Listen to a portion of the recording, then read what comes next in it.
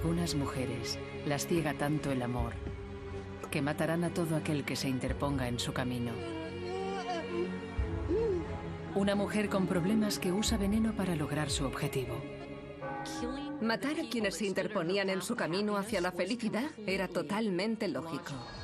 Una madre encaprichada, tan obsesionada que se convierte en asesina. Es narcisista e histriónica. Es una persona aterradora. Dos adolescentes con una pasión enfermiza se convierten en crueles asesinas. Los vínculos entre mujeres jóvenes pueden hacerse tan intensos que dejan de ser sanos. Estas son asesinas con una atracción fatal. Asesinas. Atracciones fatales.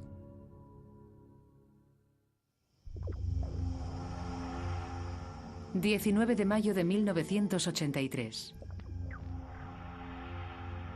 La noche que conmocionaría a Springfield, Oregón.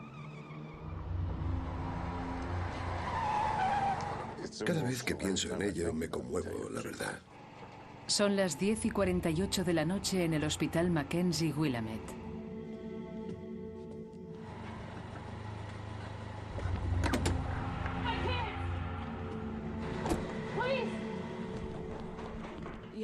Fue mucho más que triste.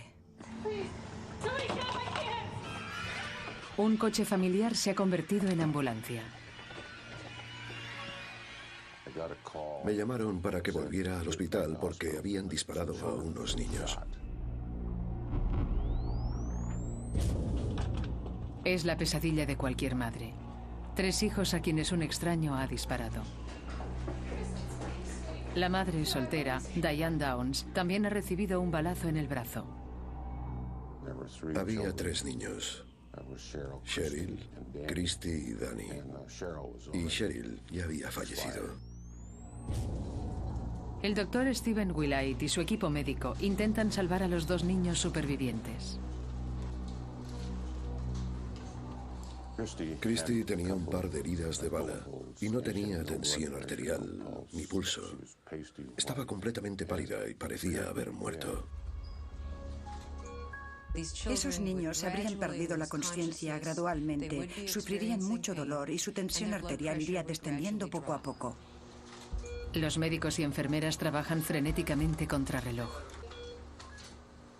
Se debería recibir atención médica antes de que los niveles de oxígeno dejen de llegar al cerebro.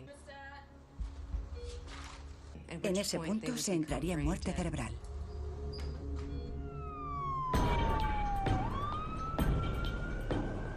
Mientras la policía intenta encontrar al asesino. El inspector Doug Welch se une a la persecución. Las primeras 48 o 72 horas son muy críticas porque es entonces cuando más fácilmente se podrán encontrar pruebas. A Diane la llevan hasta el lugar del crimen y explica lo que ha pasado. Diane iba conduciendo por la carretera en esta dirección.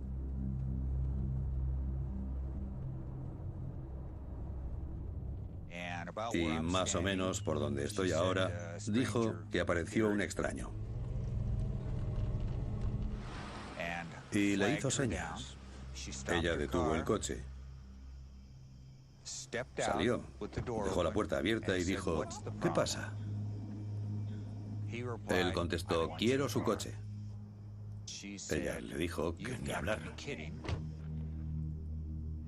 Y entonces ella afirmó que él la apartó. Se asomó al coche y disparó a los niños.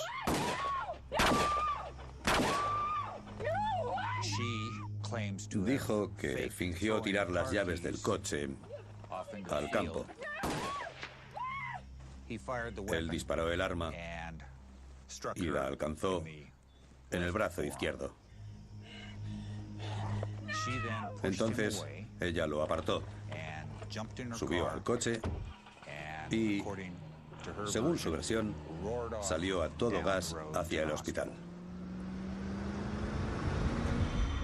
En el hospital, Christy Downs, de 8 años, podría ser la segunda víctima mortal. Le han disparado en el cuello.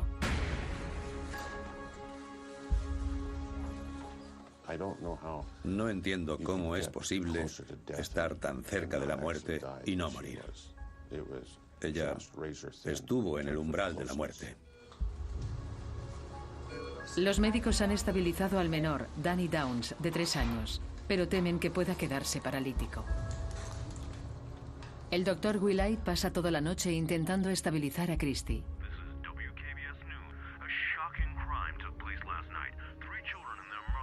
Y por la mañana, Springfield se conmociona con la noticia.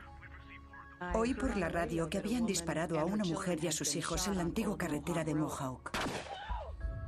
Ann Jagger era una periodista de la zona. Era tan aberrante que quise descubrir lo que había pasado y llegar al fondo del asunto. Todo el mundo quería respuestas, y la policía pensó que la mayor de los 2 niños supervivientes, Christy, podría ayudarles. Pero una apoplejía de momento le impide hablar. Entonces, sucede algo extraño cuando Diane va a visitar a Christy.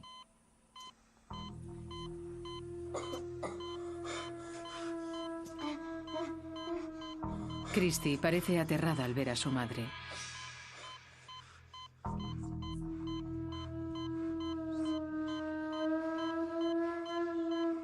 Y Diane sugiere algo sumamente sorprendente.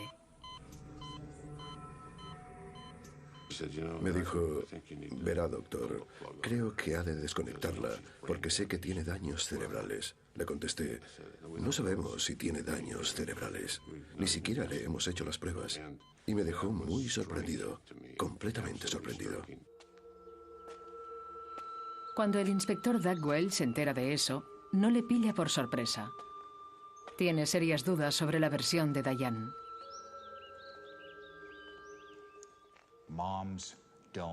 Las madres no se paran a atender a extraños en una carretera oscura con 3 niños en el coche.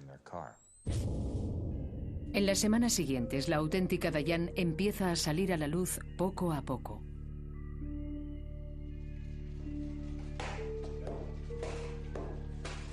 La policía averigua que su marido la dejó porque a ella le encantaba flirtear. Diane era famosa por eso en el servicio de correos de Arizona, donde había trabajado meses atrás. Diane se sentía enseguida atraída por cualquier hombre que conociera. Y no tardaba nada en tener relaciones con ellos y en usar el sexo para aferrarse a un hombre. Creo que de niña no se ocuparon de ella. Y con los años empezó a reclamar atención como mejor le parecía. Y cuando creció y descubrió que los hombres se interesaban por ella, eso la enganchó.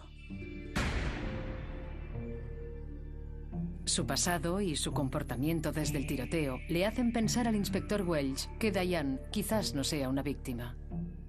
Le gustaba tener relaciones con hombres casados. Creo que poder controlar la situación era vital para ella. En varias ocasiones nos habló de su novio en Arizona y decía lo bueno que era, cuánto le echaba de menos y las ganas que tenía de que él se mudara a Oregón con ella. Pero el novio de Diane no pretendía trasladarse a Oregón. Él cortó con ella. Iba a volver con su esposa. Pero Diane no lo aceptaba. Insistía escribiéndole cartas seductoras. Su obsesión se estaba convirtiendo en una atracción fatal para aquellos que se interponían en su camino.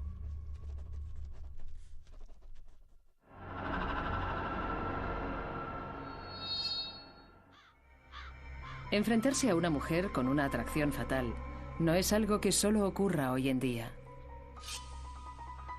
La historia nos demuestra que no hay peor furia que la de una mujer desdeñada. Los mansos tal vez hereden la tierra, pero sin duda pueden ser un peligro mientras están aquí. Esta es la historia de Martha Wise. A veces los mansos contraatacan y cuando lo hacen no es nada agradable. En 1925, Martha se convertiría en la asesina en serie más famosa de Ohio. Antes no había existido un caso igual al de Martha Wise, para que la gente se hiciera una idea o imaginara que algo así era posible. El escritor de novela negra John Stark Bellamy II ha documentado más de 140 asesinatos. Pero la historia de Martha los supera a todos. Intentó matar a 21 personas. Era una atracción fatal descontrolada de una mujer a la que no quería nadie. De todos los asesinos sobre los que he escrito, Martha Wise es por la única que he sentido compasión.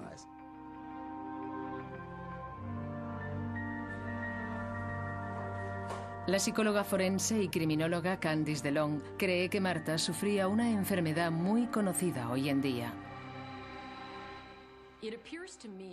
Creo que tenía un trastorno bipolar. Y eso explicaría su conducta desequilibrada durante toda su vida. En el entierro de su esposo, Martha da muestras del comportamiento que la gente de Hardscrabble, Ohio, esperaba. Incluso su familia cree que Martha tiene problemas mentales. Han oído comentar que Martha se pone a gritar en la calle, quema graneros y roba sin ningún sentido. Incendiar graneros, robar, todas esas cosas que, sinceramente, si sucedieran ahora, incluso en una comunidad pequeña, harían que la detuvieran y la internaran en un centro psiquiátrico. Pero la atención psiquiátrica en las ciudades pequeñas en los años 20 no existía. A muchos enfermos sencillamente se les explotaba, agredía o ambas cosas. Como en el caso de Martha, a manos de su esposo.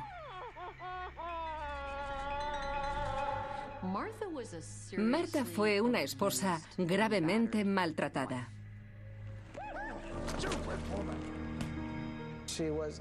Era una persona limitada y muy desgraciada, a quien maltrataron casi todas las personas con las que vivió desde que nació. Al morir su esposo, Martha deja de sufrir agresiones matrimoniales. Pero con 4 hijos que criar, necesita apoyo. No hay que olvidar que durante los 30 años anteriores, a Martha la consideraban una mujer rara. Pero seguro que después de que él muriera, enloqueció aún más. La mente inestable de Martha se estaba descontrolando. Empezó a sufrir una obsesión nueva. Sin explicación, empieza a aparecer en los entierros de desconocidos. No es habitual que alguien se obsesione con los entierros y la muerte. Y con la ceremonia y el duelo que acompañan a los entierros y a la muerte de alguien. Es una conducta aberrante. Pero 2 años después de la muerte de su marido, la suerte de Martha cambia. Conoce a un hombre con el que quiere casarse. Pero su madre se lo prohíbe. El pretendiente de Martha ya está casado y tiene 5 hijos. Martha no era una mujer estable. Estuvo desequilibrada mentalmente casi toda su vida. Y Martha se enamora de alguien y su familia le prohíbe que se case con él. Sin duda, esto le provocó un tremendo resentimiento. Muy pronto, la familia y Hardscrabble lamentarían lo mal que trataban a Martha Wise.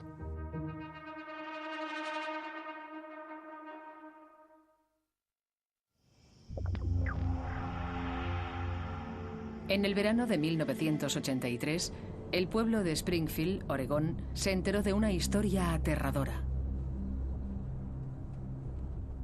La de una madre soltera y sus 3 hijos, atacados por un extraño armado que quería su coche.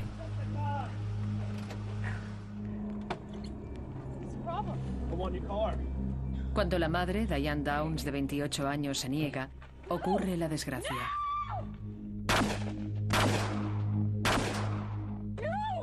Una niña muere, un niño puede quedar inválido y otra niña resulta gravemente herida. Pero a las pocas semanas empiezan a surgir inconsistencias en la versión de Diane. Para empezar, la herida de bala de su brazo.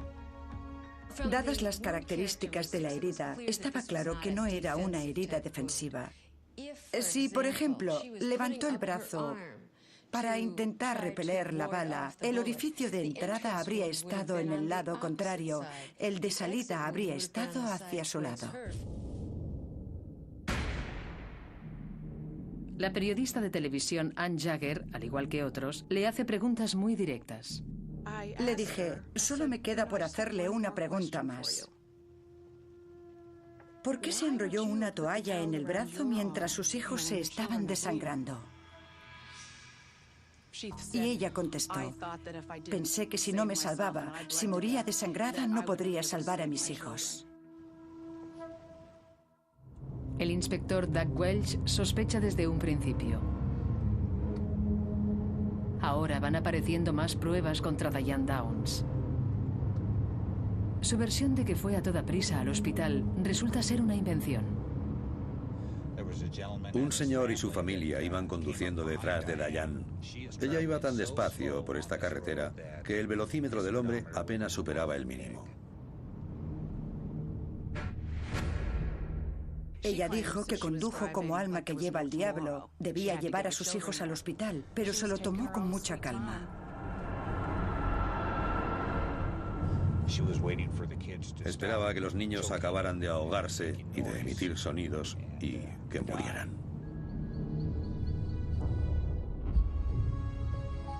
El doctor Stephen Willard, el cirujano que había ayudado a salvar a 2 de los hijos de Diane, empieza a albergar muchas dudas.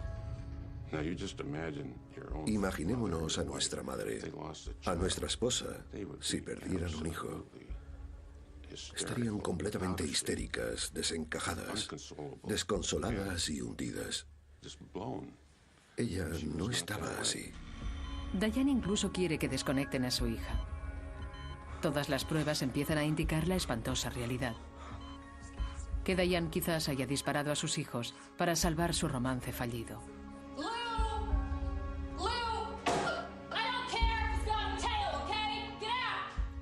¿Son los rasgos de personalidad que vemos en mujeres que cometen crímenes pasionales? Carencia de autocontrol, incapacidad de enfrentarse a problemas durante mucho tiempo, de resolverlos de un modo sano y maduro. Es mucho más sencillo hacer lo que quieren hacer y quitarse el problema de encima. La policía se dispone a detener a Diane para acusarla de asesinato. Asesinato frustrado y agresión en primer grado. Al final, el móvil fue conseguir a ese novio. Él no quería ser padre. Ella vio a sus hijos como una carga y tenía que librarse de ellos.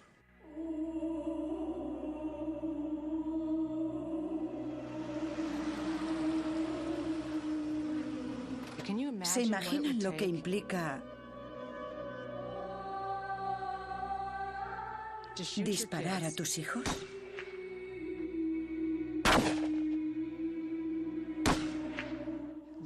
Dispararte a ti misma y después conducir hasta el hospital. Hace falta sangre fría. Los fiscales alegaron que la llegada acelerada de Diane al hospital Mackenzie Willamette fue pura comedia. Diane es muy inteligente. Creo que supo a la perfección mantener su versión y ser consecuente con ella durante bastante tiempo. Pero el plan de Diane acaba por fracasar. Hay una testigo que puede acabar encerrándola por asesinato. Christie, la hija. Y necesitábamos que Christie se recuperara para poder testificar y contar lo que había pasado. Christie mejora. Y por fin, en el juicio, le cuenta al mundo que su mamá era la asesina. Fue mucho más que triste. Fue tan duro oír a esa niña contar la verdad con su madre ahí sentada, mirándola. La niña fue muy valiente. Diane Downs es declarada culpable de todos los cargos y condenada a cadena perpetua más de 50 años. En varias apelaciones que no prosperaron, Diane siempre ha negado su culpa. Es calculadora, es narcisista y creo que también tiene tendencias sociópatas. Es una sociópata, sin duda. Ella creía que, como eran sus hijos, podía hacer lo que quisiera con ellos. Los puedo matar si yo quiero. Ahora está donde debe estar. Algo positivo resultó de todo el horror de esa noche. La joven Christie y su hermano Danny tienen otra oportunidad en la vida, con una familia de adopción que conoce bien su historia. El fiscal y su esposa. Prefiero pensar sobre todo en una cosa, no concentrarme en lo horrible, sino en lo bonito. Y es que gracias a ese acontecimiento, tienen una vida que jamás habrían tenido.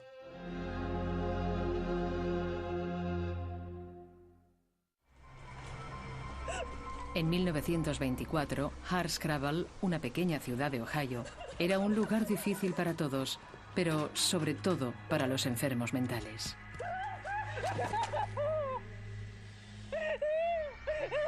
Sin piedad y sin tratamiento, la locura de una mujer la condenó a la desgracia. Maltratada por su marido, ni siquiera su muerte mejoró la vida de Martha Wise. Estaba desesperada por encontrar a alguien que le diera el amor que jamás había recibido y que la mantuviera a ella y a 4 hijos. Cuando encontró un posible marido nuevo y su familia le impidió seguir con él, Martha estalló. Su locura afectaría a todos aquellos que le hicieron daño. Martha decidió que la mejor forma de solucionar eso, y creo que había mucha venganza acumulada desde su infancia, era matarlos. Martha invita a cenar a su familia en acción de gracias. Ataca por primera vez. Tal vez no fuera la más inteligente del mundo, pero sabía cómo actuar de forma rotunda. Fue a la farmacia, vio al farmacéutico y le encargó unos 60 gramos de arsénico. Dio la excusa típica de todos los envenenadores, que necesitaba el arsénico para matar ratas porque estaban invadiendo su despensa.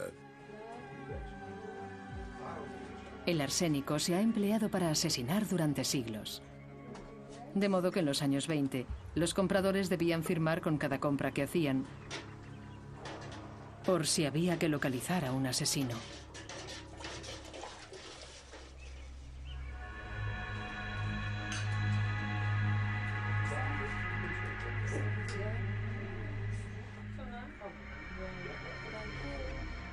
Martha planea matar a sus parientes más cercanos en una comida.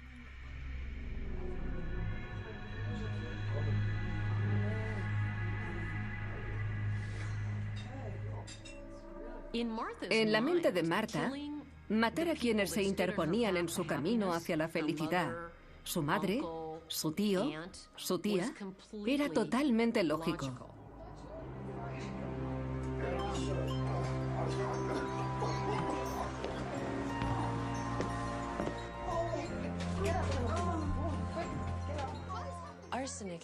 El arsénico tiene afinidad por las células que están cerca de los vasos sanguíneos.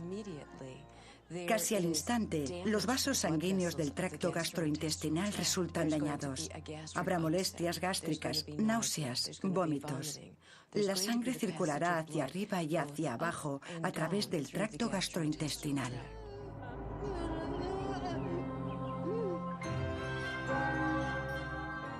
La madre de Marta, Sophie, sucumbe. Pero su tío y su tía sobreviven y piensan que la muerte de Sophie es un desgraciado brote de gripe. La gente daba por hecho la aparición de estas epidemias, así que nadie tuvo dudas. A nadie se le ocurrió que entre ellos viviera una maníaca vengativa que estuviera orquestando la enfermedad y la muerte. Los síntomas de la gripe pueden ser náuseas, fatiga, vómitos, diarrea, y los síntomas del arsénico pueden parecerse a estos. Marta aún no ha acabado con su familia. Ni mucho menos. Durante el año siguiente, envenena a 18 parientes más.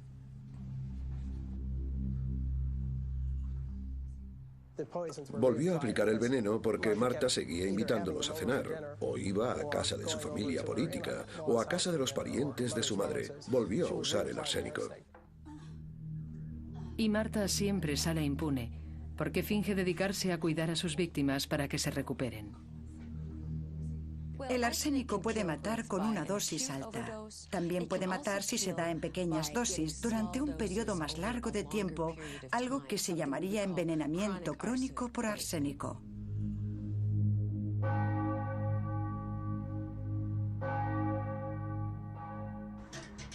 Marta se está librando de los que se interponen en su camino hacia la felicidad. Como resultado de esta acumulación crónica de arsénico, la víctima no tarda en sufrir un fallo cardíaco, fallo respiratorio y en padecer una muerte lenta e insidiosa.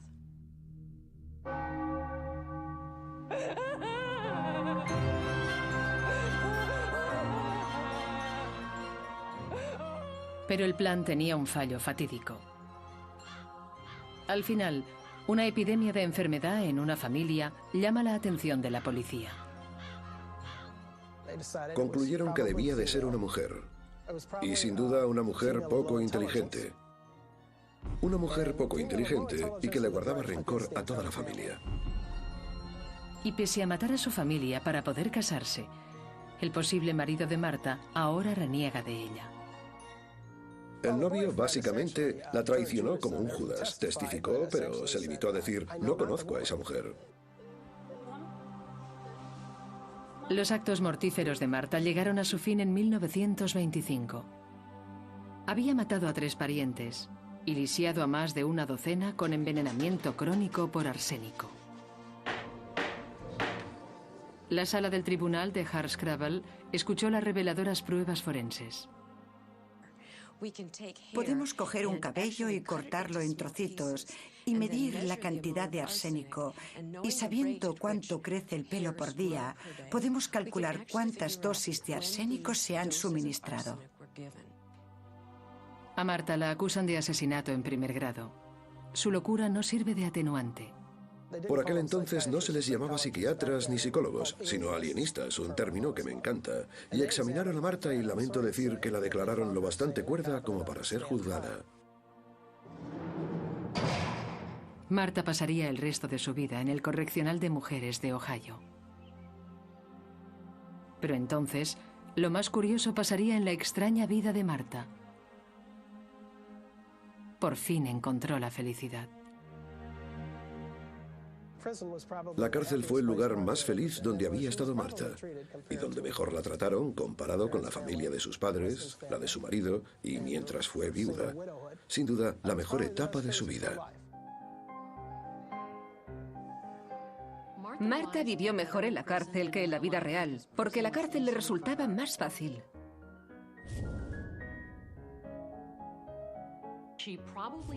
Sin duda, sufrió menos insultos, burlas y humillaciones por parte de otros que cuando estaba fuera. En la cárcel seguramente había muchas más mujeres como ella. Marta disfrutaba tanto en la cárcel que no quería irse. Cuando la soltaron, a los 79 años, volvió al día siguiente. Marta prefirió quedarse dentro hasta el día de su muerte.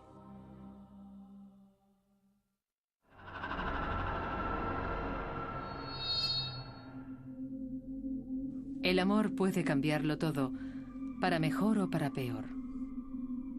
En Australia, en 2006, 2 mujeres jóvenes conmocionaron al país.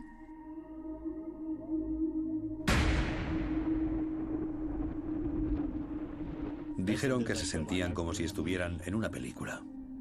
Una fantasía surrealista que pasó a ser un hecho horripilante. Muchos podemos entender el asesinato bajo ciertas circunstancias, pero ¿matar como un juego preliminar? Una atracción fatal que acabaría en brutalidad indescriptible. Ese es el tipo de cosas que asusta a la sociedad. La ciudad de Perth, en Australia Occidental, es una ciudad tranquila, en un país tranquilo.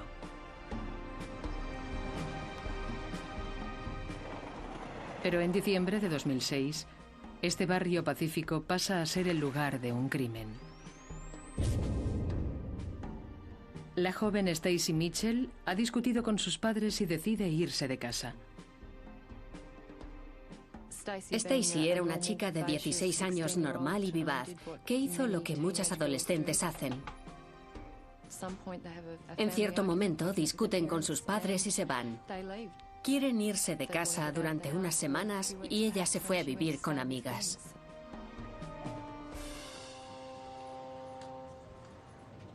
La periodista Christiana Jones y su colega Michael Bennett siguen asombrados ante la desgracia de la decisión fatídica de Stacey.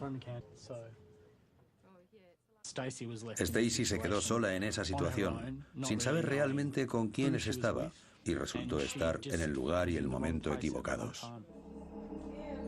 Una amiga común le propone a Stacey que se quede con 2 amantes. Valerie Parashamti, de 18 años, y Jessica Stasinowski, de 19. Creo que la relación que éstas tenían era intensa, posesiva y obsesiva. Querían demostrarse una a otra que estaban comprometidas. Pero la llegada de Stacey parece hacer peligrar la relación. Stacey es vital y atractiva, y Jessica la considera una rival. Stasinowski, que tenía un trabajo a jornada completa por entonces, empezó a tener celos del tiempo que Parashamti y Stacey pasaban juntas durante el día. Si Stacey se estaba interponiendo sin querer entre las 2 chicas, Jessica se asegura de que no será por mucho tiempo. Según ella, la víctima era una amenaza para su relación con la otra autora del crimen.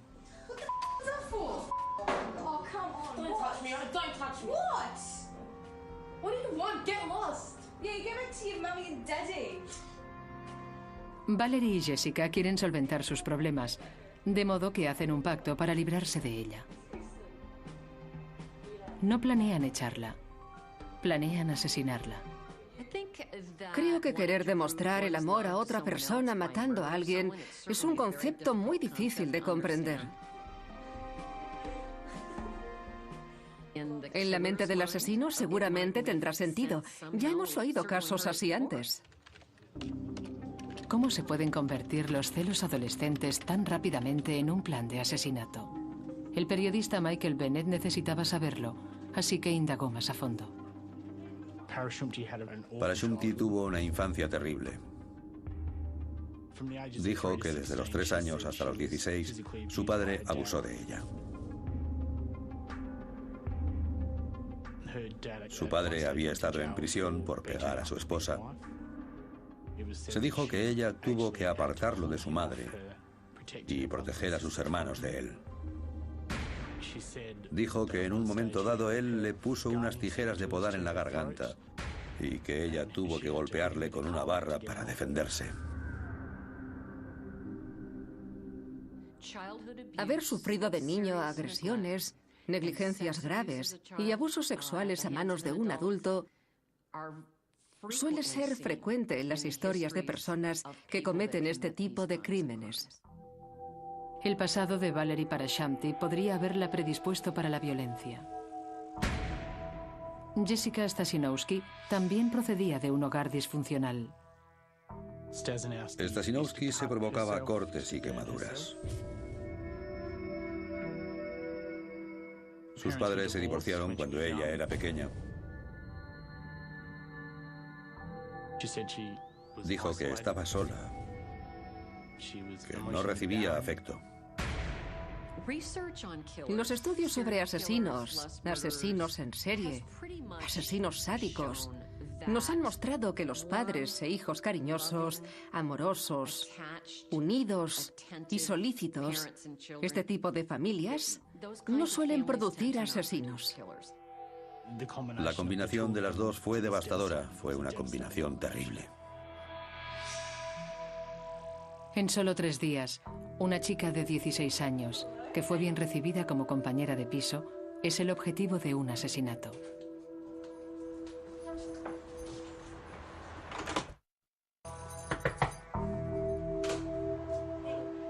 Stacy Mitchell, de 16 años, no imagina que va a ser la víctima de un pacto de amor asesino.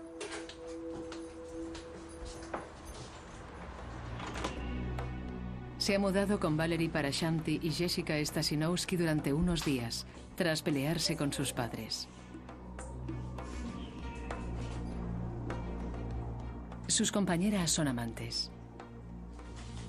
Y ahora Stacy amenaza con trastocar su relación. Comentaban que Stacy las estaba sacando de quicio, que era muy pesada. Para demostrarse su amor mutuo, Valerie y Jessica se comprometieron a matar a esta chica, a quien consideraban una intrusa. Querían demostrarse la una a la otra que estaban comprometidas. ¿Por qué eligieron hacerlo de este modo? ¿Quién sabe? Este no es un crimen muy meditado, no es un asesinato muy bien planeado.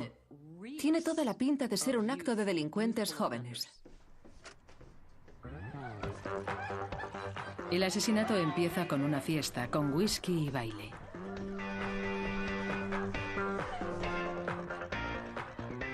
La policía cree que a Stacy le dieron una pastilla para dormir, para atontarla.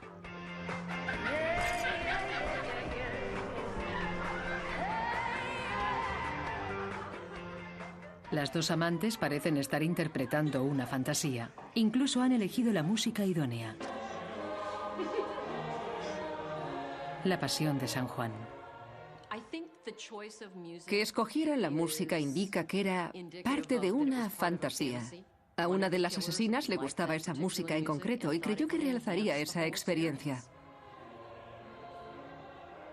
El arma del crimen es un bloque de cemento.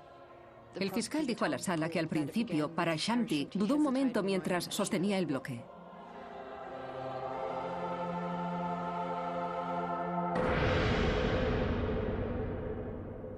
Cuando el cerebro resulta dañado, solo reacciona de 2 maneras, sangrando o hinchándose.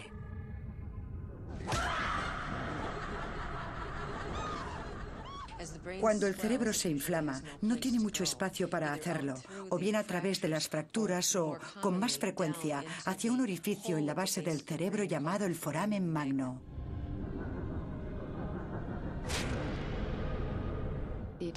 El ataque fue prolongado. Fue un ataque repetido. Parashamti la siguió por la casa. Nunca se dijo cuántos golpes había recibido Stacy con la losa de cemento, pero sí se dijo que acabó rompiéndose en 2.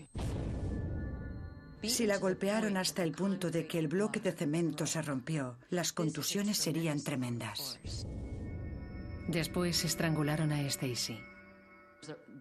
Había lazos afectivos en juego. No solo tú eres la asesina, las dos juntas somos asesinas. 2 años después, los periodistas Michael Bennett y Christiana Jones siguen desconcertados por este crimen atroz. Uno de los aspectos más sorprendentes de este caso fue que las asesinas solo conocían a Stacy de 3 días. Pero el asesinato fue brutal, cruel y prolongado, y se hizo con toda la intención, y a la gente le costó aceptar esas dos cosas. También cuesta mucho entender que al parecer eso les excitó. Después ambas escribieron en su diario que podrían haberlo hecho mejor, que podrían haberlo llevado a cabo de otra manera.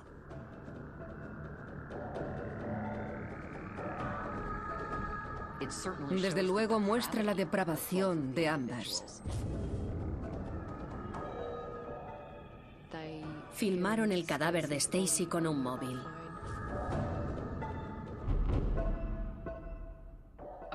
De eso se pueden deducir algunas cosas.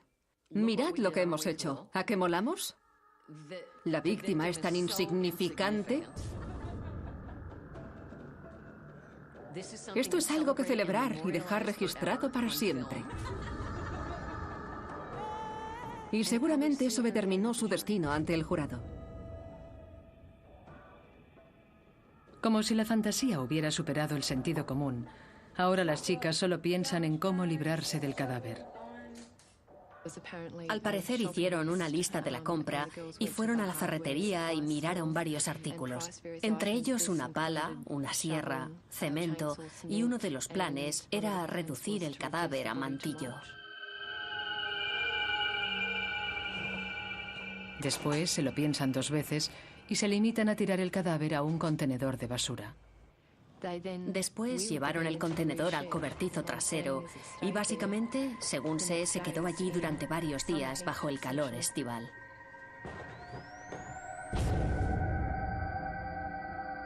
Los preocupados padres de Stacy informaron de su desaparición a la policía. Y 4 días después, tras investigar un poco, las pistas les llevaron a la casa de Valerie y Jessica, donde el contenedor las descubrió. Valerie Parashanti y Jessica Stasinowski fueron acusadas de asesinato y condenadas a 24 años de prisión.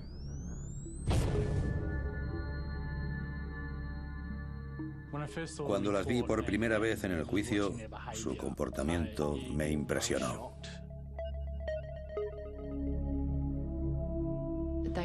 Sonreían, se reían y comentaban cosas, tanto que el juez les llamó la atención varias veces. Me pareció que creían estar en una película. Pensaban que alguien diría «corten» y que saldrían por la puerta a retomar su vida normal. Pudo ser porque no tuvieran remordimientos, que fueran sociópatas y pensaran, pues vale, nos han pillado. Pero también podría ser falsa bravuconería. Este crimen sigue siendo uno de los más extraños de Australia. La gente aún no asume cómo una fantasía macabra le arrebató la vida a una joven inocente. Tenía 16 años, era joven, todavía se estaba formando como persona. Una de las cosas más tristes de este caso es que los detalles horrorosos y escabrosos eclipsaron lo importante, la pérdida de una chica joven y alegre que tenía la vida por delante.